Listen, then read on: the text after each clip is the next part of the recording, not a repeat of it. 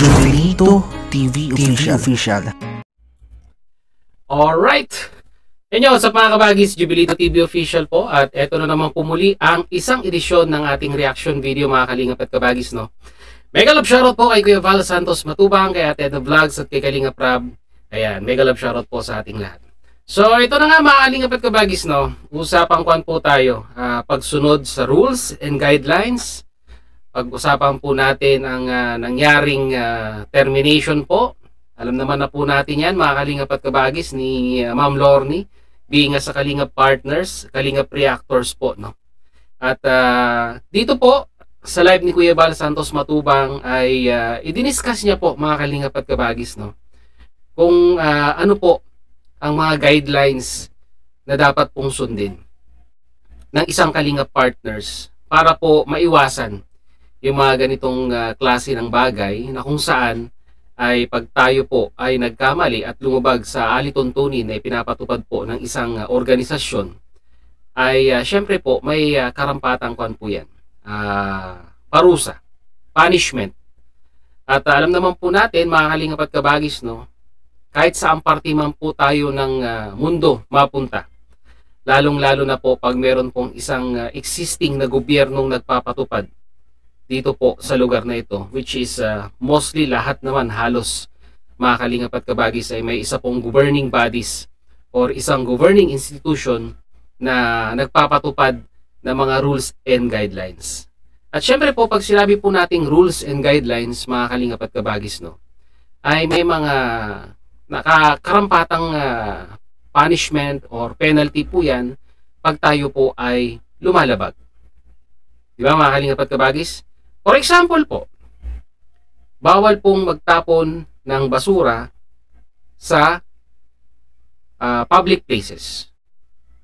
Isa po yung rules na halos kadalasan po or halos karamihan po ng bansa sa buong mundo ay may mga ganyang rules and guidelines po sa kanilang nasasakupan.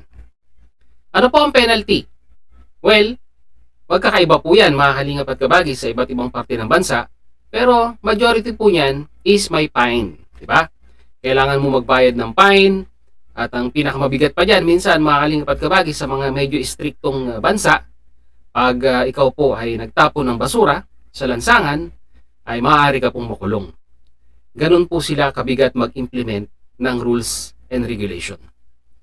So wala pong pinagkaiba ito mga kalingap at kabagis sa isang organisasyon, sa isang kumpanya, sa mga institusyon, sa mga affiliate accreditations, basta meron pong isang governing bodies mga kalingap at kabagis.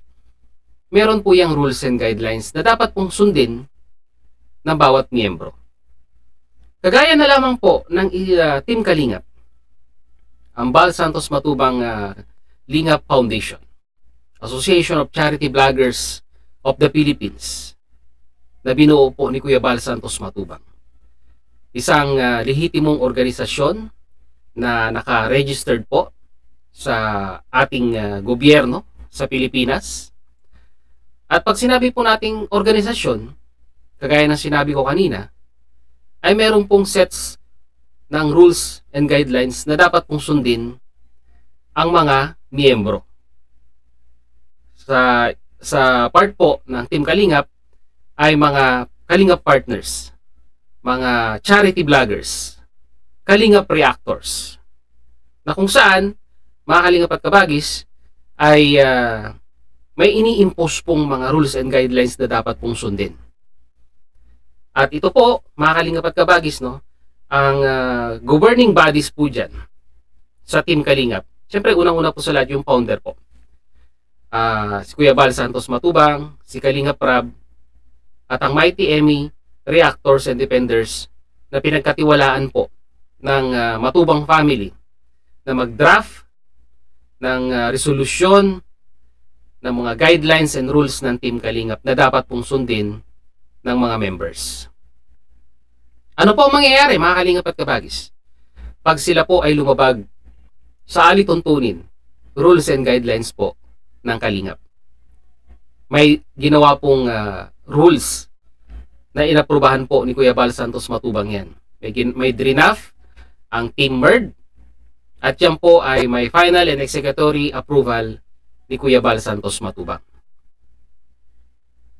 Sa una, mga kalingap at kabagis, ay medyo napapataas ang kilay ng ating mga kalingap partners, kalingap reactors dito po sa mga rules na binaba ng Team Kalingap na dapat po nilang sundin. Pero kinalaunan, mga kalingap at kabagis, yung iba po sa mga kalingap partners natin, dahil nga po sila ay nagpapasakop sa Team Kalingap, ay tinanggap na po nila itong mga set of rules and guidelines. Dahil nga po syempre, as a Kalingap partners, Kalingap reactors, tayo po ay nakipag-affiliate lamang sa Mag-amang Matubang. Diba? So, ibig sabihin, nagpapasakop po sila, mga kalingap at kabagis. Pero unfortunately, mga kalingap at kabagis, hindi po 100% ang nagpapasakop or hindi po, sabihin na natin, kahit naman po sa mga ibang parte ng bansa, marami po ang matitigas ang ulo. Ibig sabihin, kahit merong set of rules and guidelines, ay madalas po minsan ay hindi po nasusunod. At kung napatunayan na hindi ka sumunod, ay kailangan mo pong i-face ang consequences. Ano po yun? Siyempre po, yung inilatag na rules and guidelines ng Team Kalingap. Simple lang naman yan, mga kalingap at kabagis, no? Una, meron kang warning. Pangalawa, suspension. Pangatlo po ay termination. At mga kalingap at kabagis, meron pang isa dyan. Yung wala ng warning, wala ng suspension, agad-agarang termination ng membership. Bakit po nangyari ito, mga kalingap at kabagis? Kasi po, sa rules na ipinapatupad po sa Team Kalingap, ay may severity po yung mga pagkakamaling nagagawa ng isang Kalingap partners. Merong mga light offenses, may mga medium, at meron po yung high offense. Na kung saan, pag sinabi po nating high offense, mga kalingap at kabagis, ay integridad na po ng Kalingap ang pinag-uusapan dito. Paano po yun? For example, isiset ko na lang po yung example ng number 11, mga kalingap at kabagis. Nakipag-ugnayan ka or nakipag-collab ka sa mga alam naman po natin na nambabalahura, sumisira sa imahe ng Team Kalingap. Nakipag-affiliate ka, alam mo yon na may issue ang individual na ito sa Team Kalingap at mas pinili mo pa rin na makipag-affiliate sa kanila. Ako po, malaki po or mabigat na offense po yun. At ano po ang punishment? Wala na pong warning, wala na pong suspension. Immediate termination na po ang mangyayari sa inyo. Kaya ito, mga kalingap at kabagis, bakit ko po sinasabi ito? Para po maliwanagan ang mga kalingap netizens po natin na sumusuporta po sa Mag-amang Matubang at sa mga kalingap partners po natin. Huwag po sana nating isipin, mga kalingap at kabagis, na inilagay ang mga rules and guidelines na yan para po kontrolin ang mga kalingap partners at kalingap reactors. Inilagay po yan, rules and guidelines na yan, para po maging maayos ang takbo ng isang organisasyon. Sa pagkakataong ito, ang organisasyon po ng Team Kalingap. Kung tayo man po ay sumusunod sa batas ng Pilipinas na ipinapatupad po ng governing bodies ng Republic of the Philippines, ay ganun din po ang Team Kalingap. Na kailangan sumunod po ang mga Kalingap partners natin sa rules and guidelines. Di po ba, mga Kalingap at kabagis? Tama po ako. Kaya ito na, mga Kalingap at kabagis. Sa unang pagkakataon, after the termination of membership of Ma'am Lorny TV sa Kalingap, sa Kalingap Charity Vlogger and Reactor po, ay nagsalita na po si Kuya Bal Santos Matubang regarding po sa issue na ito.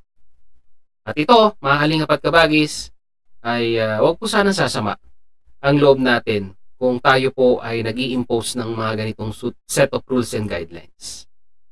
At alam ko po, yung iba dyan na matagal na rin pong sumusuporta kay Ma'am Lorny ay nasaktan sa ibinabang rules and guidelines dahil alam naman po natin na majority or halos po ng lahat ng subscribers po ni Ma'am Lorny ay kalingap netizens po yan.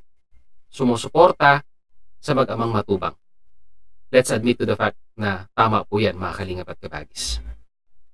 At syempre po, nangyari na po ito at may nalabag na nga pong set of rules and guidelines, ay sana po ay tanggapin po natin ng maluwag yung ibinabang rules po or yung ibinigay na punishment po kay Ma'am Lorny. At huwag po sana nating questionin yung naging desisyon dahil nga po pinag-aralan naman po ito at naging may approval din po ito sa kataas-taasan o kay Kuya Bal Santos Matubang, mga kalingap at kabagis, regarding po sa termination po. Kasi nga po, may basihan. Diba, mga kalingap at kabagis, no? So ito, pakinggan po natin si Kuya Bal Santos Matubang regarding po dito sa issue na ito, sa rules and guidelines ng mga kalingap partner. So, narito po yun. Ano po, tumulong sa ating mga kababayang naghihirap. Ngayon po, doon sa mga nagpa-affiliate, nagpa-absorb, sumapi, sumama sa grupo ng Team Kalingap, huwag kayong maging pasaway.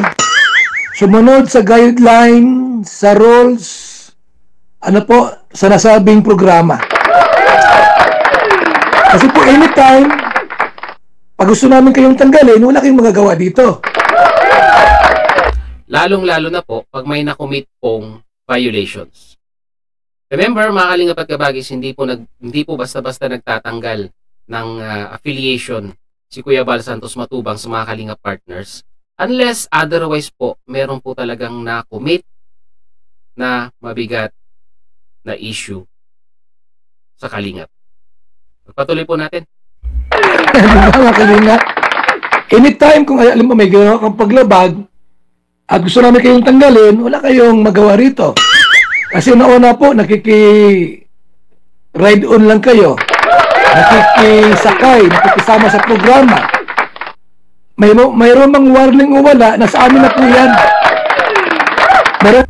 So, meron man daw pong warning o wala, final and executory decision pa rin po, syempre po, si Kuya Bal Santos Matubang.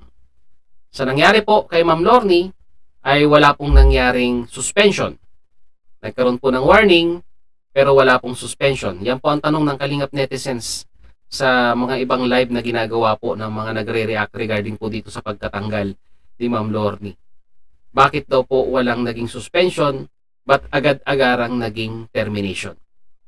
Well, mga kalingap at kabagis, sisigundahan ko lang po ang sinabi ni Kuya Bal Santos Matubang dahil nga po, unang-una po sa lahat, yung nakomit pong violation ay subject for immediate termination na po yun.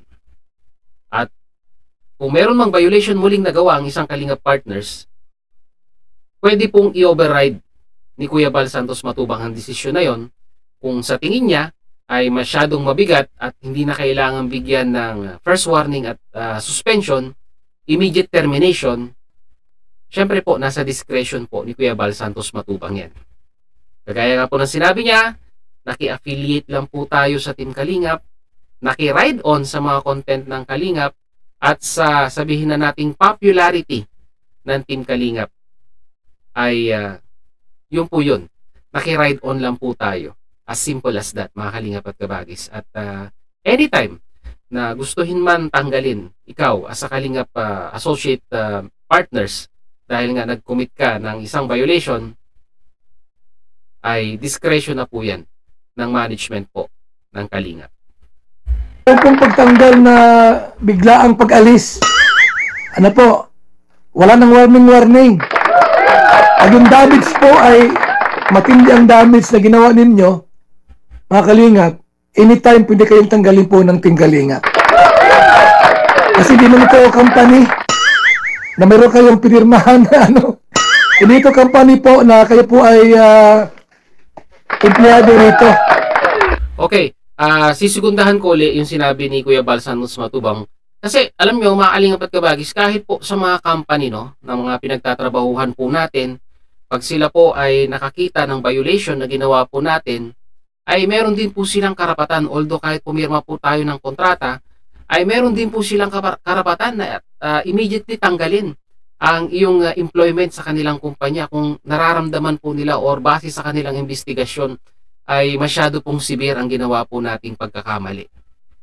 So, all in all, mga kalingap at kabagis, final and executory pa rin po ang top management kung tayo po ay gumawa ng violation or pagkakamali. Meron po silang karapatan na i-terminate ang ating employment pag naramdaman po nilang talagang yung severity po ng ating pagkakamali ay ganun-ganun na lamang po. So, pagpatuloy po natin. Meron kami itong ano po, sariling empleyado po sa foundation po namin. Meron kaming mga ano dyan, mga sariling tao sa foundation. Hindi mga vlogger yun. Ano po mga kalingap, ang mga tao po namin sa foundation, hindi mga vlogger yan. Pero ano yan po mga kalingap, mga sariling tao din po namin. Yung mga vlogger dito po naman sa Team Kalingap, halimbawa yung iba, sumama sa amin, para makatulong din po sa programa natin. So meron tayong guidelines, rules na dapat po natin sundin. At dapat po sumunod mga kalingap. Sapagkat malaga ito ay,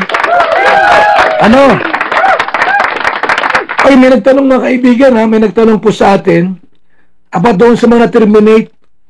Kasi si Lorne po na-terminate ito.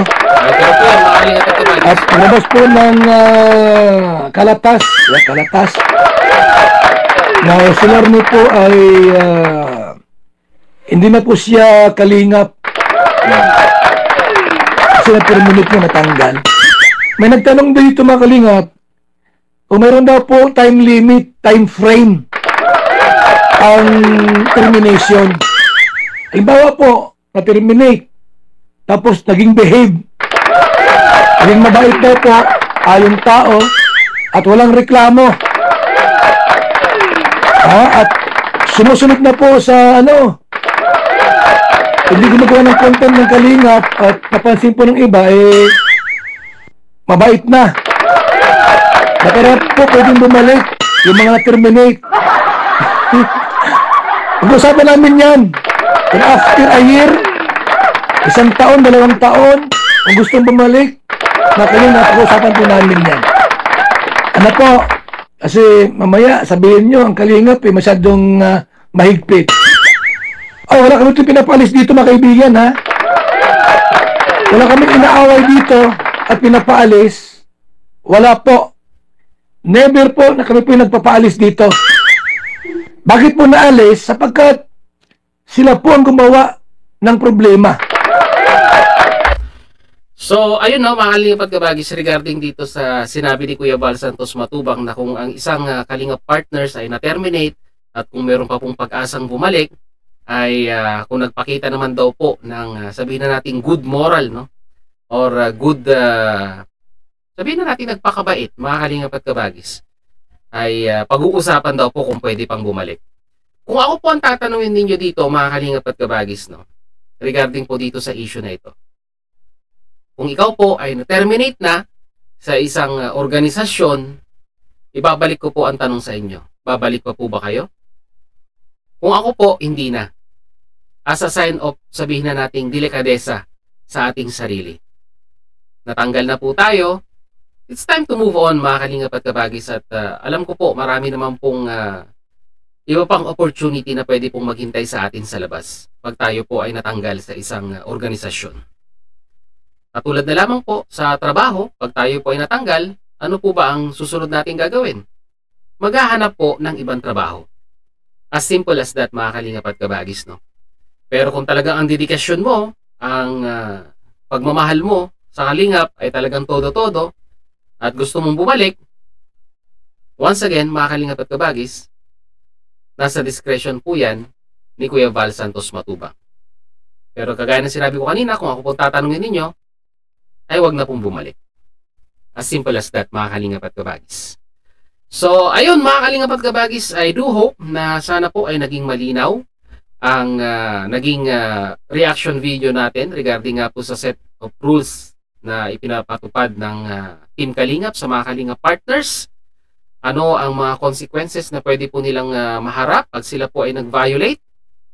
At sana mga Kalingap at kabagis, Kalingap netizens ay maintindihan po natin kung bakit po ipinapatupad ang mga rules na ito.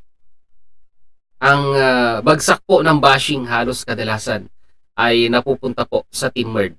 Kasi po parang ang interpretasyon nila sa Team Merd ay isang kangaroo court na kung saan ay gumagawa na lamang po ng rules and guidelines, nagdidesisyon na lang ng basta-basta, ng hindi nag-iimbestiga. Iko-correct ko po yan mga Kalingap at kabagis, no? Ang Team Merd po ay a group of individuals na nagmamatsyag. Kami po yung mata ni Kuya Bal Santos Matubang sa mga Kalingap partners po natin kung sila po ay sumusunod sa alituntunin, no? Kasi po, kung ibibigay pa po natin kay Kuya Bal Santos Matubang or iaatang pa natin kay Kuya Bal Santos Matubang ang ganitong trabaho na siya pa ang magmumonitor sa mga Kalingap partners po natin, ay masyado na pong mabigat para sa kanya yan. Kasi po, alam naman po natin na si Kuya Bal Santos Matubang at si Kalingap Rab ay concentrated lamang po sa pagcha-charity. Kaya nga po ang obligasyon na iyan ay iniatang po sa Team Merd para po malesen yung burden sa mag-amang Matubang. Diba? At sana po ay unawain po natin at huwag po nating i-bash ang Team Merd dahil we are just doing our job to monitor our Kalingap partners sa kanilang ginagawa regarding po sa pag-charity at kung anumang mga activities na Kalingap related po. Yun lang naman po ang pakiusap ni Jubilito TV Official sa mga Kalingap netizens po natin. Hindi po kami kangaroo court. Pinag-aaralan po namin ang mga rules or ang mga announcement, mga warnings na ibinibigay po natin sa mga Kalingap partners po natin pag sila po ay nagkamali. May mga basihan po yan. At hindi po kami ang gumagawa basta-basta ng desisyon na yan. Kung nagkaroon man ng warning letter ang Kalingap partners, ay nagkaroon po ng investigation at may dahilan din po kung bakit po sila nabigyan ng warning letter. So yun mga Kalingap at kabagis, no? Sana naging malinaw po ang lahat sa ating reaction video ngayong araw na ito. At sana po na-enlighten ko po ang mga Kalingap netizens po natin at wag na po kayong magdamdam sa Merd or kay Kuya Bal Santos Matubang. Dahil nga po, syempre, tayo po ay sumusunod lamang sa mga set of rules and guidelines na pinapatupad po ng Team Kalingap. Comment po kayo sa ating comment section kung ano naman po ang inyong opinion, reaction dito po sa ating naging napakahabang reaction videos. So yun nga mga Kalingap at kabagis na muli. Maraming salamat dahil sa dulo po ng ating reaction video ngayong araw na ito. E nasamahan niyo po muli si Jubilito TV Official. At muli po, nagpapaalala po ang inyong host sa mga hindi pa po nakasubscribe sa channel ni Kuya Val Santos Matubang, Ate Edna Vlogs at ni Kalingap Rab, huwag po natin kalimutang i-subscribe ang kanilang mga YouTube channel. And at the same time, muli po, naglalambing din po ang inyong host. Sa mga hindi pa po nakasubscribe sa channel ni Jubilito TV Official, ay pakihit naman po ang subscribe button at ang notification bell para maging updated pa po kayo sa mga darating nating reaction videos. Once again, this is Jubilito TV Official, proud member po ng Team Merd at ng Team Cause. As I always say, mga Kalingap and kabagis, peace, God first. God bless po. Bye-bye!